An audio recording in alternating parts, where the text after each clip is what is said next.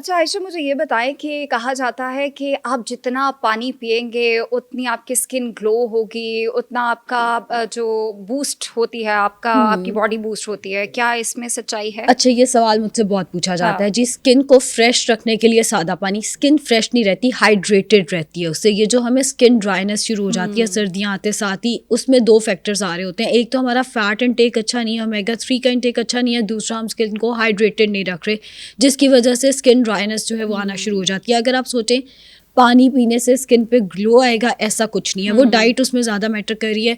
आपका HB, आपका zinc, vitamin D, fish oil, ये सारा कुछ ज़्यादा उसमें मैटर कर रहा है। फिश ऑयल नहीं, ओमेगा 3 वगैरह, आपका dietary intake. But water intake वैसे आपको रखना चाहिए स्किन को हाइड्रेटेड रखने के हाइड्रेट के लिए। और बस। अच्छा, फैट्स की चूंकि अभी आप बात हो रही थी, अक्सर खवातीन की अगर मैं बात करूं, डाइटिंग करने लग जाती हैं, फैट नहीं ले रहे, कार्ब्स नहीं ले रहे हैं। मुझे लगता है उससे सबसे ज़्यादा आपकी स्किन जो है वो अफेक्ट करती है। स्किन और बाल दोनों चीज़ें इफेक्ट हम्म। होते हैं अगर आप फैट्स नहीं ले रहे हैं। और अगर आप कार्ब्स का इंटेक रखें, ये मैं हम्म। समझा थक गई हूँ। कार्ब्स कम रखें, मगर रखें। ये नहीं हम्म। कि आपने कार्ब्स छोड़ देने हैं। एंड कम रखने से मुराद ये नहीं होता कि आपने 1 सर्विंग कार्बोहाइड्रेट्स की ले लेनी है। आप पर मील 1 to 2 सर्विंग्स, डिपेंड करता है आपका गोल क्या, आपकी एज, जेंडर वगैरह। लेकिन 1 to 2 सर्विंग्स पर मील आप रख सकते हैं कार्बोहाइड्रेट्स की। Moderation is the key. हर चीज़ एहतियात में इस्तेमाल करेंगे तो आपको नुकसान नहीं देगा। फैट्स पे मैंने कई दफ़ा बात की है। जो लोग फैट का इंटेक छोड़ देते हैं, बड़े फ़ख्र से आके बताते हैं हम उबली हुई सब्जियां खा रहे हैं, हम तो सालन में।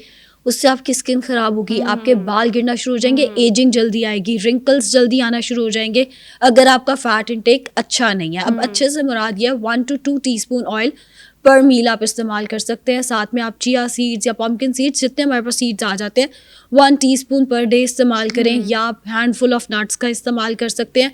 हफ्ते में 2 दफ़ा मछली विद स्किन इस्तेमाल की जा सकती है। मछली के अंदर जो फिश ऑयल है वो हमारी सेहत के लिए बहुत अच्छा है।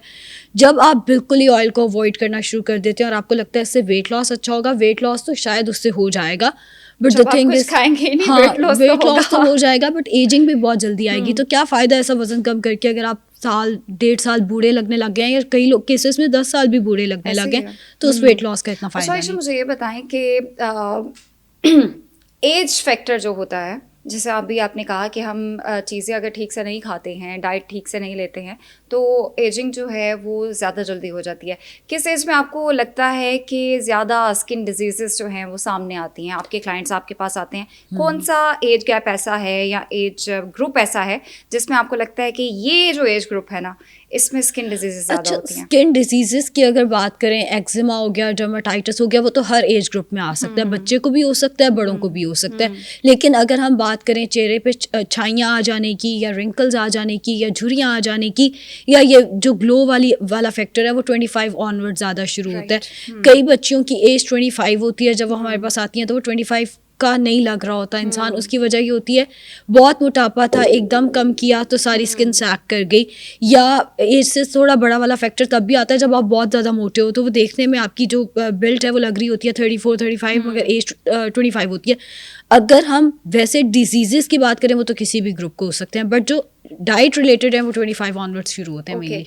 आजकल टीनेजर्स को भी दानों का बहुत मसला होता है स्किन पे, आपके फेस पे पिंपल्स निकल आए हैं। और इंक्लूडिंग माय सिस्टर, उसको जब से वो लाइक 18 की हुई थी तब से उसको बहुत ज़्यादा मसला है। तो इसकी क्या वजह है और इसकी क्या रिप्लिकेशन है? आपको क्या लेना चाहिए? अच्छा, एक्नी की अगर हम बात करें तो एक होती है हार्मोनल एक्नी, जो हाँ, कि वो तो हार्मोनल इम्बैलेंस की वजह से होती है। कुछ लोगों को प्यूबर्टी में भी एक्नी का मसला जो है वो हो जाता है। इसके साथ साथ जो एक्नी होती है वो कहीं ना कहीं आपकी डाइट से रिलेटेड हो सकती है, या कोई डर्माटोलॉजिकल रीज़न हो सकता है। कई पेशेंट्स आते हैं हमारी डाइट से एक्नी ठीक कर दें। भाई, जब तक आपको डर्माटोलॉजिस्ट ये नहीं कहता कि आपकी एक्नी है किस वजह से, बीइंग डाइटिशियन मैं आपको ये नहीं बता सकती आपकी एक्नी किस वजह से हुई हुई है। डर्माटोलॉजिस्ट उसको रूल आउट करेगा। एग्जैक्टली, एलर्जीज भी ऐसे हो जाती हैं स्किन एग्जैक्टली की। हम डाइटिशियंस के बाद डायग्नोसिस आता है कि इसकी डाइट की वजह से हो रही है, इसकी हार्मोन्स की वजह से हो रही है। हम उस डायग्नोसिस पे काम कर सकते हैं, मगर हम डायग्नोसिस नहीं दे सकते हैं। बहरहाल अगर हम डाइट की बात करें तो जो डाइट शुगर जिसमें ज़्यादा होती है वो एक्नी की वजह बन सकती है। जैसे चॉकलेट्स हो गई, स्वीट्स हो गई, हर वो चीज़ जिसके अंदर शुगर ज़्यादा है, या एकदम जो बॉडी के अंदर शुगर रिलीज कर देती है, जिसमें जितने हमारे पास आर्टिफिशियल फूड्स आ जाते हैं वो सारे एक्नी की वजह बनते हैं। कुछ केसेस में डेयरी प्रोडक्ट्स यानी दूध, दही, क्रीम, चीज़ वगैरह भी एक्नी के ब्रेकआउट की वजह बन जाते हैं, बट हर एक पे ये रूल अप्लाई नहीं होता। ठीक है। स्किन कैंसर आजकल बहुत ज़्यादा आम हो गया है, किसी को आई का या कुछ भी, तो ऐसी कौन सी डाइट है आपको लगता है कि जिसको अवॉइड करना चाहिए कि कैंसर की तरफ ना जाए? खुदा, कैंसर एक ऐसी चीज़ है जिसका आज तक वजह ही सही से नहीं समझ, मतलब अगर आपने चीज़ को प्रिवेंट करना है, हाँ हमारा मज़हब भी ये कहता है कि जो हमारे हाथ में है वो हम ज़रूर करें, मगर एक चीज़ जिसका कोई रीज़न ही आज तक सही से डायग्नोज नहीं हो सका, यही नहीं पता कि क्यों कैंसर हो जाता है किसी को, मल्टीपल रीजंस हो जाते हैं।